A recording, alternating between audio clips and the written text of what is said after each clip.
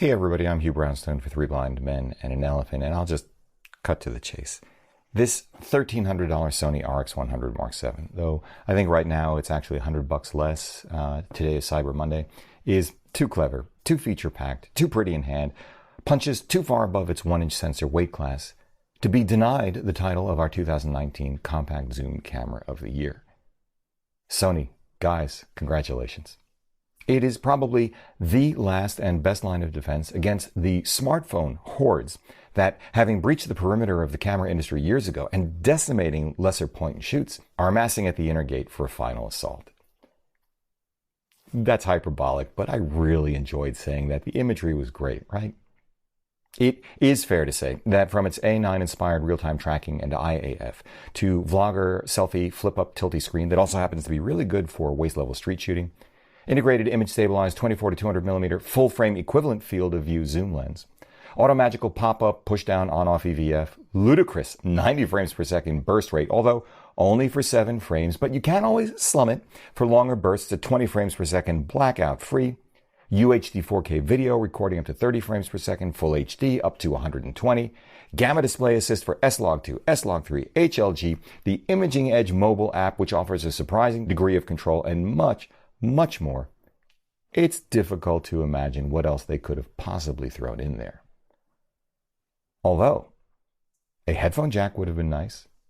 A way to attach the mic, for which they have provided a jack that didn't involve duct tape, an L bracket, or cage, might have been nice, though I suppose you could use the 1/4-inch 20 in the bottom plate to rig up something if you didn't need it for a tripod. In fact, it is also fair to say that the camera is somewhere between annoying and flat-out difficult to use for some of the many different scenarios the specs imply, bordering on the infeasible simply when wearing gloves. I know. It suffers from a control layout, call it sufficiently cramped, buttons sufficiently indistinguishable from the fascia into which they are set, with travel sufficiently limited and haptic feedback sufficiently minimal, that it can be difficult to operate as quickly or comfortably as my iPhone 11 Pro or a larger interchangeable lens camera like the Fujifilm X-T3. I missed more than a couple of shots because I couldn't feel the lightly contoured shutter release. It must be said as well that with its 2.8x crop, the RX100 VII cannot muster a depth of field shallower than the full-frame equivalent of f12.5 at the long end. This is a critical issue for what we do, the kind of images we capture, making some of our favorite kinds of shots unavailable to us on this camera. It is also the case that the 1-inch sensor cannot defy the laws of physics, and low light is not its friend. None of which may matter to you at all. You may experience these things differently than I do. You may have a different shooting style or emphasis on a different genre for which these things are not critical. You may have differently sized hands or greater manual dexterity. You may have the patience for, you might enjoy the flexibility and intricacies of, possibly the sameness of the Sony menu and limited touch interface present in their other cameras. I understand, because it can be an extraordinary tool, my criticisms notwithstanding, a perfect complement to your full-frame A7 or A9 Mark, whatever it is, when you don't want to bring it, yet you don't want to leave home without a real camera. Grabbing a shot like this, for example, on a crowded holiday weekend street that a less discreet or less flexible camera might not have allowed. Or this one, a different take on the iconic Flatiron building I shot a few weeks earlier, the reach of the RX100 VII's built-in zoom compensating for the superior 47.3 megapixel S1R mated to the petite Sigma 45mm 2.8 I shot from the same location.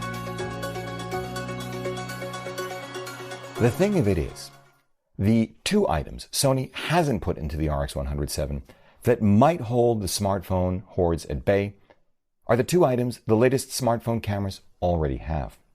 Computational imaging for superior depth of field and low light performance, at least to the casual observer, and sufficient weather resistance allowing it to be used in the rain, never mind the superior social media connectivity inherent to all smartphones. Images like this, on the one hand, shot with my iPhone 11 Pro, or this, on the other, shot with the S1R in the rain a few weeks before that. You can't beat a much larger, latest generation, full-frame sensor for the same depth of field in a well-sealed, weather and dust-resistant body for this kind of shot. In the end, I think of the RX100 VII as the most evolved point-and-shoot out there, which is both its virtue and weakness.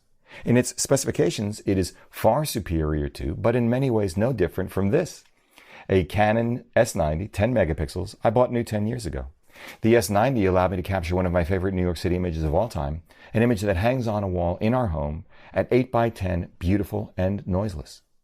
I don't think, as a practical matter, the RX100 VII would be noticeably superior in its output in this case. It's a different story, of course, when it comes to much larger prints or vlogging.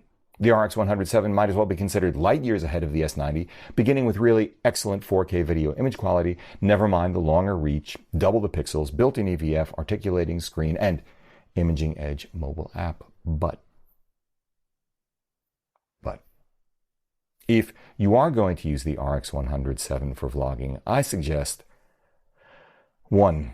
You skip the headphone jack, using the built-in mic for scratch audio and recording instead on something like a Rode SmartLav Plus with your phone.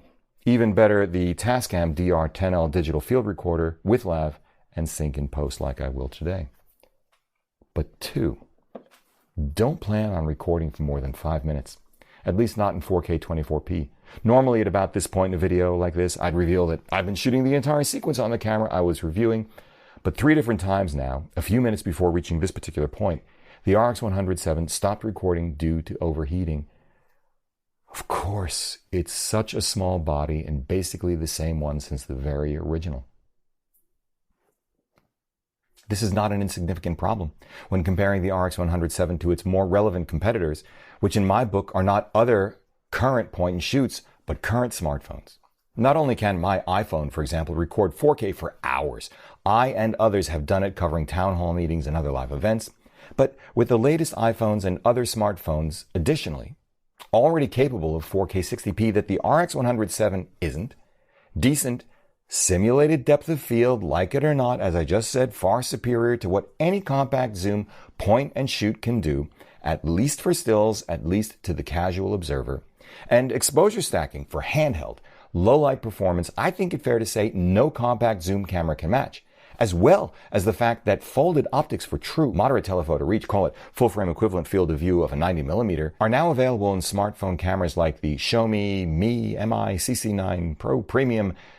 The practical gap between the RX100 VII and the best smartphone cameras is much smaller than one might imagine for most people, most of the time, insignificant or even in the smartphone's favor for others. The irony may well be that for now, the 3 things which most distinguish the RX100 VII from the best smartphones are not its electronics, but its physicality, built-in EVF, articulating rear panel, and longer reach optics. For those of us who hold these things dear, though, this may be enough. The RX100 VII, a perfect stocking stuffer for your favorite photographer or YouTuber, the ideal travel companion when neither phone nor large dedicated camera will do, especially in the warmer months.